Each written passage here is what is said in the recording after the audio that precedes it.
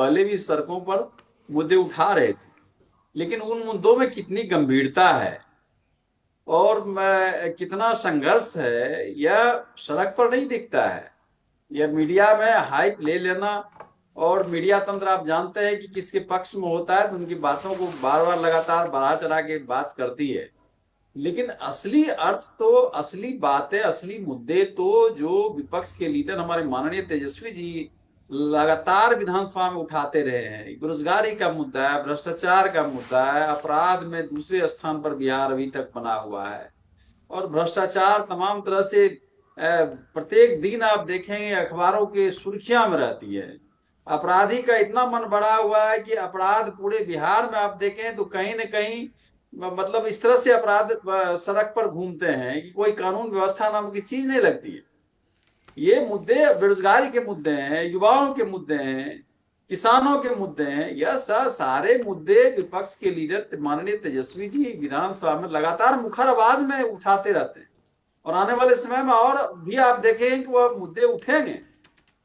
लेकिन इन सब के बीच यह समझना होगा कि शांत किशोर का बिहार में जीतना सत्ता के खिलाफ एक व्यक्ति का जीतना है, एक विपक्ष का जीतना है। सत्ता के विरोध में फासिस्टवादी प्रवृत्तियों के विरुद्ध एक जीत जो है यह सुनिश्चित किया गया है, तो इसका अर्थ है कि सत्ता मिलते ही जो घमंड, जो अभिमान, जो तानाशाही रवैया इन्होंने अपनाया, छात्रों को जिस तरह से मारा पीटा गया, कुचला गया, 41 तक चला दिया गया, यह तमाम तरह के मुद्दे जो है वह वहां के बेरोजगार युवक, युवा, युवतियां समझती हैं, और इसलिए सत्ता के खिलाफ वोट पड़ा है।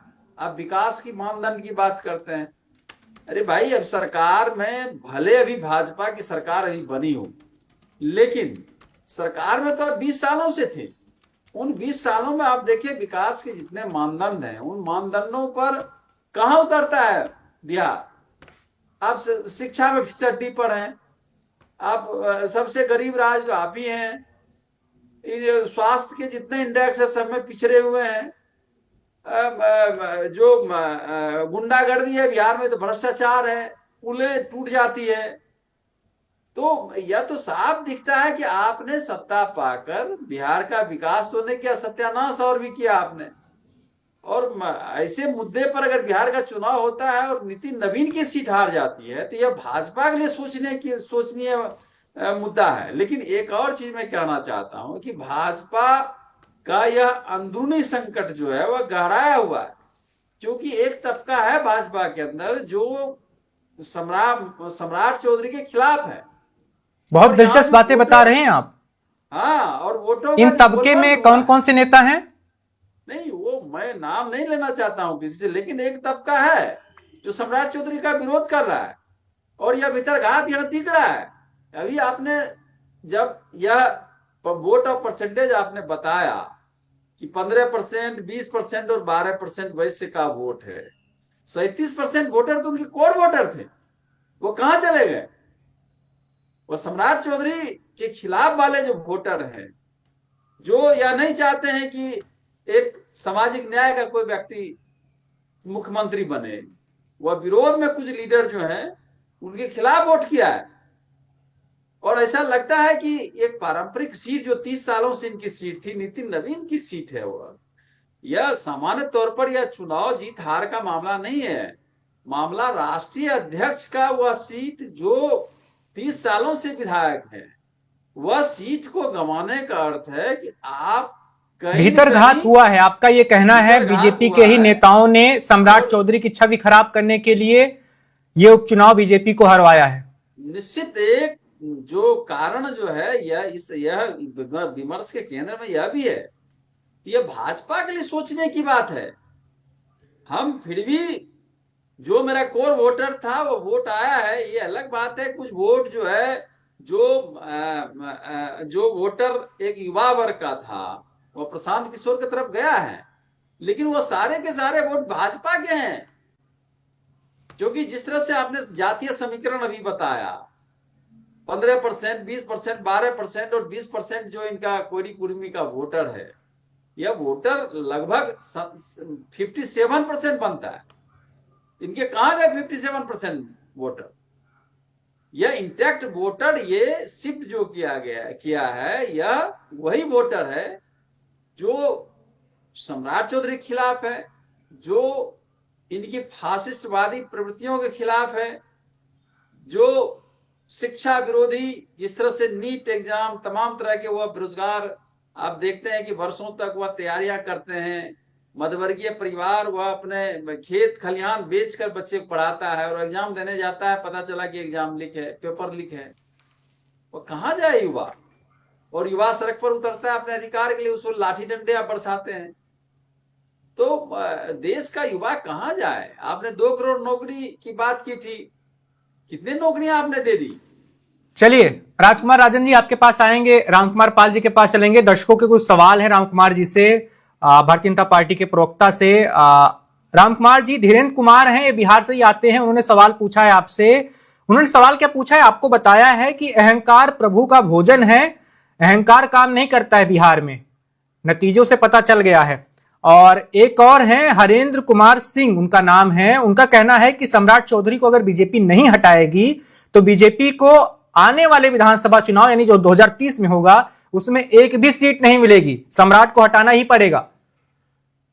नहीं, वो तो श्रोता है और वो उनकी राय ठीक है, लेकिन हमारी पार्टी है, हम लोगों को ऐसे कार्यकर्ता है कि घमंड होता ही नहीं। सेवाधारी व्यक्ति को घमंड नहीं होता है और घमंड हम लोगों में नहीं है, कभी होगा भी नहीं। हाँ, गलत सही अगर होता है तो उसको जनता अपना मतों के अधिकार से उसको सबक सिखाती है। एक तरह से यहाँ कुछ भी होगा, दतिया में कुछ होगा तो गलत कुछ हुआ होगा तो उसका सबक मिला है, उसे सीख लेंगे। उससे हम जनता का अपमान नहीं करेंगे, मतदाताओं का अपमान बिल्कुल नहीं करेंगे। और मैं तो आपके चैनल पे एक बात रखना चाहूंगा कि ये जात पात की बात को करो विदाई, राष्ट्रवाद के बात पे आप मतदान करो, राष्ट्र की बात करो। ये जात पात से बहुत हो गया। देश आगे कितना बढ़ा 2014 के पहले और 2014 के बाद। क्या महंगाई कह रहे हैं डबल डिजिट में था इनके पास, आज 4.5 के आसपास है। कहाँ है कि तो डबल आपके ऊपर गाना बना था कि हाय महंगाई मार गई। तो आप लोग के यहाँ जो 2008 है और 9 में जो मुद्रास्फीति की हालात थी, कोई युद्ध नहीं हुआ था, कोई कोरोना नहीं था, फिर भी क्या हाल किया था आपने? ऑयल बॉन्ड बेचा, क्या क्या किया आप लोगों ने। लेकिन ऐसा यहाँ कुछ नहीं हुआ। आज यहाँ माइक्रो से लेके ऊपर तक आपके पास सेना के लिए शस्त्र देने के लिए और ड्रेस के लिए पैसे नहीं थे। एक के एंट्री सदन में कहा कि नहीं है धन। पेट्रोल के मामले में चिदम्बरम कहते कि रात में पेट्रोल पंप बंद करेंगे। और मणिशंकर अय्यर ये इथेनॉल का जो कर रहे हैं 5% 2005 से चालू हुआ है, 2005 से। तो सारा का सारा आरोप, जैसे कि पेपर लीक का आरोप बीजेपी पे डालना चाहते हैं, ये भी गलत है। 152 पेपर लीक हमारे कार्यकाल में हुए तो उस राज्य सरकारें विपक्ष की थी, लेकिन हम उसको ये नहीं कहते, वर्गीकरण नहीं करते। हुआ उसका रीनीट एग्जाम भी किया, कानून भी बनाया और 22 लाख विद्यार्थियों में से 11 लाख विद्यार्थी उत्तीर्ण भी हुए। तो ये उनका हक अधिकार था, हमने कुछ नहीं किया, काम किया है उसको। रामकुमार जी, काम किया, इन लोगों ने कानून भी नहीं बनाया था। बाकी पूरी पर ही अगर हम बात करें, अभी राजकुमार राजन जी कुछ सवाल पूछ रहे थे या कुछ बता रहे थे वो कि भीतर घात हुआ है, आपकी पार्टी के कुछ नेताओं ने जानबूझकर हरवाया है पार्टी को। वो नहीं चाहते थे कि सम्राट चौधरी की छवि अच्छी बनी रहे, वो मुख्यमंत्री पद पर लगातार बने रहे, वो सम्राट के सीएम बनने से खुश नहीं है, ऐसा उनका दावा है, ऐसा उनका कहना है। उन्होंने भी कहीं बातें सुनी होंगी, चर्चाएं तो ऐसी चल भी रही हैं। क्या सच में आपको ऐसा लगता है कि अंदर खाने कुछ खेल हुआ है? देखिए, लगता नहीं है। अगर होगा तो पीके जी ने तो चुनाव के समय बहुत आरोप लगाए थे। पीके जी अभी चुन के आ गए, जनप्रतिनिधि बन के आ गए, जोर से रखेंगे बातें, कोर्ट तक जाएंगे। तो कोई कमजोर व्यक्ति तो है ही नहीं। करोड़ों अरबों रुपया लेते थे आईपैक के नाम पे चुनाव जिताने के लिए, तो कमजोर व्यक्ति तो है ही नहीं। वो करेंगे, अपेक्षा हमारी भी उनसे है कि ओपन करें। अगर गलत को गलत कहना ही चाहिए, जैसे चंदा चोरी हुई है तो चंदा चोर को चंदा चोर कहते ही हैं, सजा मिले। हम तो अपील करते हैं विपक्ष से कि आपके पास कोई प्रूफ हो तो दीजिए, एसआईटी में दीजिए। अभी सुप्रीम कोर्ट की भी एसआईटी बनी, उसमें दीजिए, पुलिस स्टेशन में दीजिए। ये हर नागरिक का काम है, खाली विपक्ष के नेता नहीं और पक्ष के नेता नहीं। हर नागरिक को गलत चीज का उपास करना या गलत चीज को साबित करना, उसमें सहयोग करना, ये देश के हर नागरिक का दायित्व है। चलिए, रामकुमार पाल जी का आखिरी सवाल आपसे होगा, उसके बाद फिर हम राजकुमार राजन जी के पास चलेंगे। क्या आपको लगता है कि बस ये एक उपचुनाव का नतीजा है, आप लोग चीजों को ठीक कर लेंगे, जो भी माहौल बिगड़ रहा है आपके खिलाफ जा रहा है वो सब ठीक कर लेंगे? देखिए, प्रयास करेंगे, अगर गलत हुआ है तो उसको सुधारेंगे। अगर सम्राट चौधरी इतने ही विरोध लग रहे तो हमारी सरकार, हमारे पास रिजल्ट है, गुजरात में मुख्यमंत्री से लेकर सारे सारे मंत्री बदलते हैं, यहाँ कोई ऐसा नहीं है। तो मुख्यमंत्री कौन कौन कैसे कैसे लाए हैं किसी को नाम भी नहीं पता। अगर लगेगा गलत है तो ये भी कार्य हो सकता है, इसमें कोई संकोच नहीं है। ये वो पार्टी नहीं है कि साबुद्दीन और ये वो सब वो वाली पार्टी नहीं है। अगर जनता का या आपके दोस्त नेताओं का विरोध मेरे प्रधानमंत्री तक पहुंचेगा तो सोचेंगे उस पे, और वो भी करने का काम करेंगे। कोई यहाँ मालिक नहीं है पार्टी का मालिक जनता जनार्दन है। नितिन नवीन की छवि पर कोई असर पड़ा है? राष्ट्रीय अध्यक्ष बने हैं, युवा हैं, 50 साल से कम की उम्र है, लेकिन अपनी ही सीट पर पार्टी को नहीं जिता पाए। क्या पार्टी में बोलबाला थोड़ा कम होगा? नितिन नवीन की जो बिहार से लाया गया है, युवा लाने का संदेश है। देश भर में 15 लाख युवाओं को सक्रिय और उच्च राजनीति में लाने का प्रयास है। यहाँ कई हमारे यहाँ भी मुंबई प्रदेश में नगर पालिका में चुनाव हुए, सारे युवाओं को लाया गया। उन जो पूर्व के नगर सेवक थे उनके बच्चों को लाया गया। युवा को लाना है, 15 लाख युवाओं को सक्रिय राजनीति में ग्राम पंचायत से लेकर केंद्र में लाने का एक मैसेज है नितिन नवीन को राष्ट्रीय अध्यक्ष इसीलिए बनाया गया है कि 55 से नीचे जो भी है वो युवा, देश को आगे हमने यहाँ तक लाया है, आगे ही युवा ले जाएंगे। इसके लिए ये प्रयास है, मोदी जी का यह घोषणा है कि युवाओं को लाना है। तो जितने भी आप देखे होंगे चुनाव में, युवाओं को टिकट मिल रही है, अधिक से अधिक उनको समर्थन मिल रहा है, साथ मिल रहा है। और नसीब जिसकी जिसकी जागे, जहां अभी महिलाओं को 50%, 33% देने का प्रयास है, वो भी हो जाएगा। आज नहीं कल तो वो भी हो जाएगा। चलिए, राजकुमार जी के पास चलते हैं। राजकुमार जी, आप बीजेपी के बारे में बता रहे थे, मैंने खुद आंकड़े बताए थे कि बीजेपी के बांकीपुर में कितने समीकरण, जातीय समीकरण कैसे उनके पक्ष में मजबूत थे, लेकिन इस चुनाव में सारे धाराशायी हो गए। आपको भी तो कायदे से मुस्लिम और यादव समीकरण जो आपका बिहार में बना हुआ है, उसके हिसाब से आपको कम से कम 18-20% वोट तो आराम से मिलने चाहिए थे। आपको मिला कितना है? आपकी उम्मीदवार रेखा गुप्ता को मिला है 14,273 वोट, जो फीसदी में अगर देखें, प्रतिशत में देखें तो 10.95% वोट मिला है। तो वोट बैंक तो आपका भी टूटा है, नुकसान तो आपका भी हुआ है। कैसे उभरेंगे इससे? क्या तेजस्वी यादव अपनी रणनीति में बदलाव लाएंगे? उनके आसपास के लोगों के बारे में जो बातें लगातार उठती रहती हैं, फिर चाहे वो रोहिणी आचार उठाएं, भाई वीरेंद्र उठाएं, या पार्टी के तमाम नेता, तेज प्रताप यादव बार बार कहते रहते हैं कि हाईजैक कर लिया है कुछ लोगों ने तेजस्वी यादव को, क्या बदलाव लाएंगे अपनी राजनीति में, राजनीतिक शैली में?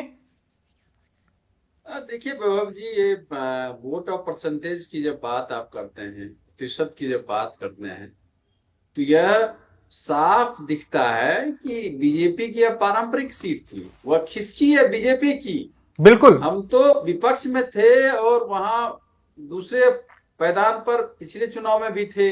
उससे पहले आप देखिए, 20 से पहले यह सीटें कांग्रेस को दी जाती थी, कांग्रेस वहां से लड़ता था। इसलिए जो वोट ऑफ प्रतिशत है वह भाजपा का वोट ऑफ प्रतिशत जो है खिसक कर प्रशांत किशोर की तरफ चला गया। और निसंदेह यह जो जीत हार है वह सत्ता के खिलाफ है, और न केवल सत्ता के खिलाफ है, सम्राट चौधरी के भी खिलाफ। आप एक चीफ मिनिस्टर रहते हुए, मुख्यमंत्री रहते हुए, सूबे में जो तमाम तरह की समस्याएं हैं, उन समस्याओं पर एक भी आप समस्या बता दीजिए जिस पर सरकार 100 दिनों में यह निर्णय ली हो कि यह कार्य होना चाहिए। एक भी, आप पत्रकार है, आप जानते हैं कि बड़ा निर्णय कोई सरकार ली हो कि जनता के हित में यह कारगर साबित होगा, कोई कारगर साबित होने की निर्णयात्मक स्थिति में स्वयं सम्राट चौधरी नहीं है। आप देखिए, एक उपचुनाव और एक एमएलसी का चुनाव, दोनों चुनाव हार चुकी है भाजपा इन 100 दिनों के अंदर। तो यह सत्ता के खिलाफ वो वोट था, और जाहिर सी बात है कि सत्ता के खिलाफ वोट जब पड़ता है तब वह किसके खाते में जाता है। अब जानते हैं, देश के युवाओं का एक माहौल बना हुआ है, युवा वर्ग सड़क पर है, वह बेरोजगारी से जूझ रहा है, वह पेपर लीक से जूझ रहा है। एजुकेशन सिस्टम ने आपने ऐसा हाईजैक कर रखा है कि उस सिस्टम में रोजगार उन्मुख सिस्टम बनना चाहिए, वो सिस्टम दिखाई नहीं दे रहा है। तो यह तमाम तरह की जो समस्याएं हैं उनका हल बीजेपी के साइड से नहीं हो रहा है। बीजेपी खुलेआम उन चुनौतियों को स्वीकार तो करती है और उन पर बात करती है और भूल भुलैया करके बड़ी बड़ी बात करती है, लेकिन आम जनता तक जो समस्या का निदान होना चाहिए वह निदान नहीं दिखता है। उसी का दुष्परिणाम है कि आज भाजपा भुगत रही कि राष्ट्रीय अध्यक्ष किस सीट नहीं बचा पाए। ये कहने के लिए कुछ भी कह लें, लेकिन एक बड़ा मैसेज तो देश को गया है कि देश दुनिया की सबसे बड़ी पार्टी का दम भरने वाले उनके अपने ही राष्ट्रीय अध्यक्ष की जो सीट थी उसको नहीं बचा पाए। तो आप समझ सकते हैं कि सत्ता के विरोध और फासिस्टवादी प्रवृत्ति के विरुद्ध जो है युवा उठ खड़ा हुआ है और यह संघर्ष जो है आगे भी चलता रहेगा। क्या आपको लगता है ये शुरुआत है एक बड़े बदलाव की? जैसा कि बहुत सारे लोगों का मानना है, सीजेपी आंदोलन हुआ, धर्मेंद्र प्रधान का इस्तीफा हुआ, राम मंदिर मामले को लेकर सरकार घिरी हुई है, नीट पेपर लीक के केस को लेकर देश भर में प्रदर्शन हो रहे हैं। देखिए, सत्ता जब फासिस्टवादी प्रवृत्ति की होने लगती है, सत्ता जन विरोधी हो जाती है, सत्ता सामान्य जनता की बात न सुनकर अपने घमंड में चूर रहती है, तो यह दुनिया के इतिहास में बड़े बड़े तानाशाह आए और चले गए। और यह तानाशाही बीजेपी भाजपा जो कर रही है वो भुगतना पड़ेगा उसे। और जल्दी आप देखेंगे देश में नैरेटिव चेंज होने जा रहा है, बड़े बदलाव की तरफ देश के युवा वर्ग हैं। किस तरह का बदलाव? सकारात्मक बदलाव होगा कि आप अगर उन युवाओं के मुद्दे को आप समाधान नहीं करते हैं, बेरोजगारी पर दूर करने की रणनीति नहीं बनाते, एजुकेशन सिस्टम को नहीं बदलते हैं, आप बेरोजगारी के फौज खड़ा करेंगे तो युवा कहां जाए? आखिर किसके पास डिमांड करेगा? तो युवा ये मांग करता है बदलाव में। ये जिस बदलाव की आप बात कर रहे हैं उसमें आपकी पार्टी भी कंधा लगाएगी या ये बदलाव प्रशांत किशोर अपने जिम्मे ही उठाकर करेंगे? नहीं, देखिए, एक बड़ी पार्टी, हमारी बड़ी पार्टी है बिहार में। आप जानते हैं कि हमारे माननीय तेजस्वी जी विपक्ष के लीडर उन जनता के उन मुद्दों को उठाते रहते हैं, बड़ी बेबाकी से अपनी बात रखते हैं। हमारे छात्र, युवा, राजनीति और जो कार्यकर्ता है उस सड़क पर रहते हैं, आंदोलित रहते हैं। जनता के मुद्दे को हम बार बार विधानसभा में उठाते रहते हैं, उन पर डिबेट करते हैं, विमर्श करते हैं, ध्यान आकर्षण करते रहते हैं कि सत्ता पक्ष समझिए कि आप जो पुल बनाते हैं क्यों गिर रहा है, आप जो भ्रष्टाचार इतना जो राज्य में है क्यों है। और यही नहीं, आप देखिए भ्रष्टाचार इतना चरम पर है कि अभी भी कुछ दिन पहले इंजीनियर के घर में छापा पड़ा, आप देखेंगे उनके नल से लेकर बाथरूम तक में फटे हुए नोट चित्रे मिले। तो यह जो बिहार का आलम है, जो आप सत्ता में आते ही डबल इंजन की सरकार है, आप उन मुद्दों को समाधान कर सकते थे, लेकिन उन मुद्दों को समाधान करने का आपके पास रणनीति नहीं है।